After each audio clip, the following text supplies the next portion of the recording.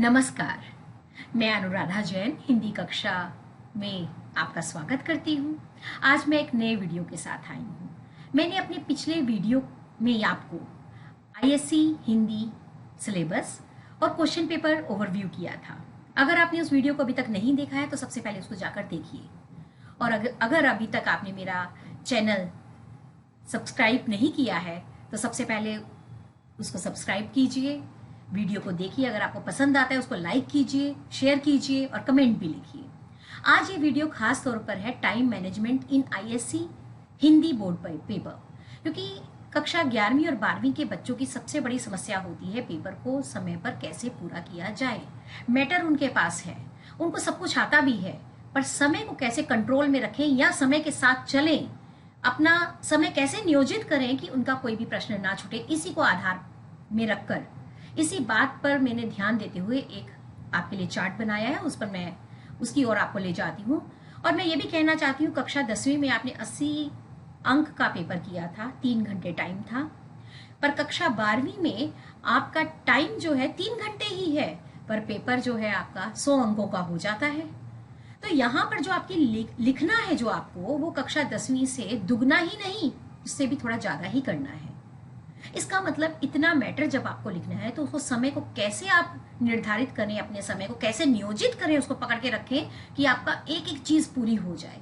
तो इसके लिए मैंने एक छोटा सा चार्ट बनाया है ताकि आप उस चीज को आसानी से समझ सकें। आइए देखते हैं। यहां पर देखिए टाइम एलोकेशन मैंने किया है, टाइम अलॉट किया है आपके लिए। तो आपको पता है अभी पेपर में 15 मिनट जो है स्टार्टिंग के रीडिंग टाइम है। जब आप रीडिंग कर रहे हैं तो आपको लिटरेचर आपकी पकड़ में है, आपकी बुक्स आपको पता है कौन सा चैप्टर आपको अच्छे से आता है। तो आपने विद इन 3-4 मिनट्स में आपने डिसाइड कर लेना है कि कौन सा प्रश्न आपको करना है।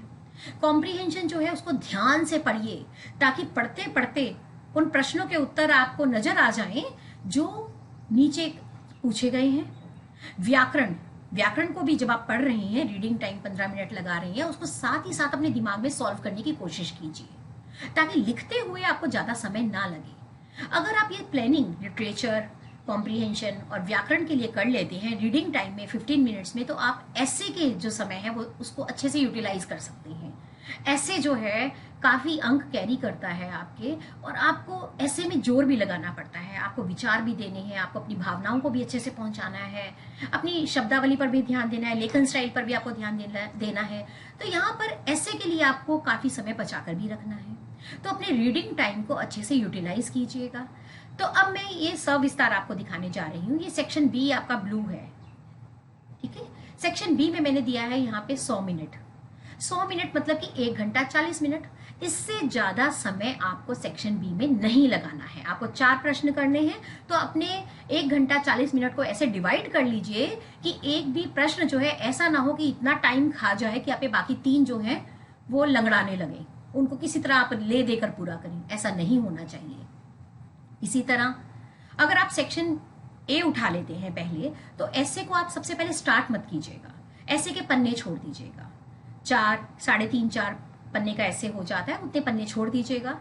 आप कॉम्प्रिहेंशन नंबर 2 प्रश्न है आपका, तो आप कॉम्प्रिहेंशन को उठाइए। रीडिंग टाइम में आपने आंसर भी सोच लिए और आपके पास रेडीमेड आंसर सामने पड़े हुए हैं, आपको सिर्फ कॉपी पेस्ट करना है। और एक लास्ट वाला जो प्रश्न है जिसमें आपको अपने विचार देने, वहां पर थोड़ा सा आप टाइम स्पेंड करते हैं। जो चीज रेडीमेड आपके सामने है सिर्फ उसको देख कर लिखना है, उसके लिए आप टाइम वेस्ट क्यों करेंगे। आप 20 मिनट क्या 20 मिनट से कम में समय में भी उस काम को पूरा कर सकते हैं।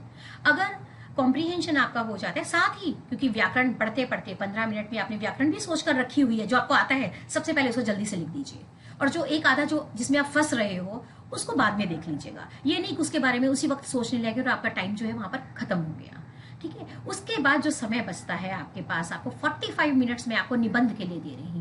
अधिकतर बच्चे क्या करते हैं, सेक्शन बी में इतना समय लगा देते हैं, उसके बाद कॉम्प्रिहेंशन को धीरे धीरे बैठकर लिखते हैं, व्याकरण में भी दिमाग वहां पर सोचने बैठ जाते हैं, और ऐसे को क्या करते हैं 10-15 मिनट में खत्म करने की कोशिश करते हैं। वहीं पर उनका ये हिस्सा जो है सबसे महत्वपूर्ण हिस्सा कमजोर पड़ जाता है। ऐसे आपके अंकों को बढ़ाता और गवाता भी है। तो यहाँ पर मेरा यही कहना है, सेक्शन बी चाहे पहले उठा लीजिए, जो भी सेक्शन पहले उठा रहे हैं उसको पहले कंप्लीट कीजिए। मर्ज करके मत कीजिएगा। सेक्शन बी इसलिए मैं कह रही हूँ पहले उठा सकते हैं क्योंकि आपको सारे रटे हुए आंसर है, फटाफट आपके दिमाग में आते जाएंगे, आप लिखते जाएंगे। और सेक्शन ए अगर आप पहले कर रहे हैं, इसमें कोई आपत्ति नहीं है आप कौन सा पहले करेंगे, कोई किसी को प्रॉब्लम नहीं होगी। पर अगर सेक्शन ए पहले कर रहे हैं तो क्वेश्चन नंबर 2 और 3 पहले कीजिएगा, ठीक है। पर ऐसे जो है वो लिटरेचर पार्ट करने के बाद ही कीजिएगा। और मैंने सिर्फ आपको 5 मिनट दिए हैं रिवीजन के लिए, केवल इसलिए कि मान लीजिए व्याकरण का कोई हिस्सा थोड़ा सा छूट गया है, उसको कंप्लीट कर लो और ये देख लो कि आपके पेपर में आपने ठीक से सब चीजें हो गई हैं या नहीं है। कोई ऐसा तो नहीं कोई चीज छोड़ी दी है आपने, वैसे ऐसा होता नहीं है। कक्षा 11वीं और 12वीं में आते हुए बच्चे इतने समझदार होते हैं, उनको पता होता है कि पेपर में क्या क्या लिखना है।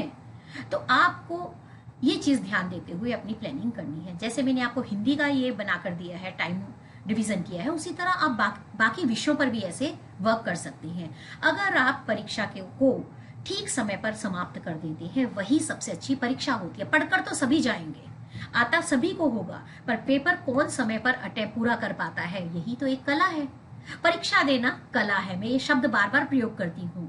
पढ़ना कला नहीं है, पढ़ना भी कला हो सकता है, पर इतना सब कुछ पढ़ने के बाद ठीक ठाक उसको प्रस्तुत कर देना, एग्जामिनर अपने करेक्शन करता के अपने जांचकर्ता के पास पहुंचा देना, यही एक कला है। बस आप उसके ऊपर वर्क करना है और इसके लिए आपको बार बार लिखना होगा। राइटिंग प्रैक्टिस जो बच्चे हमेशा जिससे कतराते हैं, करना नहीं चाहते हैं, और जितनी आप राइटिंग प्रैक्टिस करोगे आप इन चीजों को बड़ी सरलता से कर लोगे। और मैं आपको इस बात का विश्वास दिलाती हूँ कि 95 से मार्क्स ज्यादा लेकर आना बड़ा सरल है। क्लास 10 से 11-12 में मार्क्स गेन करना ज्यादा इजी है। आगे चलते हैं, बस यही है, समय का सदुपयोग ही सफलता की कुंजी है। कुंजी मतलब चाबी। देखिए जितनी जल्दी लिख सकते हैं, राइटिंग स्पीड जितनी बढ़ा सकते हैं, यहाँ पर थोड़ा हैंड राइटिंग अगर आपकी 19-20 हो जाए चलेगा, पर आपको पेपर अपना समय रहते पूरा करना है। तो आशा करती हूँ मेरा ये सुझाव आपको अच्छा लगा होगा। अगर आपको ये वीडियो पसंद आया है तो आप इसे लाइक कीजिए, और मैं फिर अनुरोध कर रही हूँ अपने कमेंट भी देते रहिए, ताकि जिन समस्याओं का सामना विद्यार्थी कर रहे हैं या जिन चीजों की उनको जो चीज पढ़ने में उन्हें मुश्किलें आती हैं, मैं उनका समाधान अपने आगे आने वाली वीडियो में देती रहूं। धन्यवाद, फिर मिलते हैं।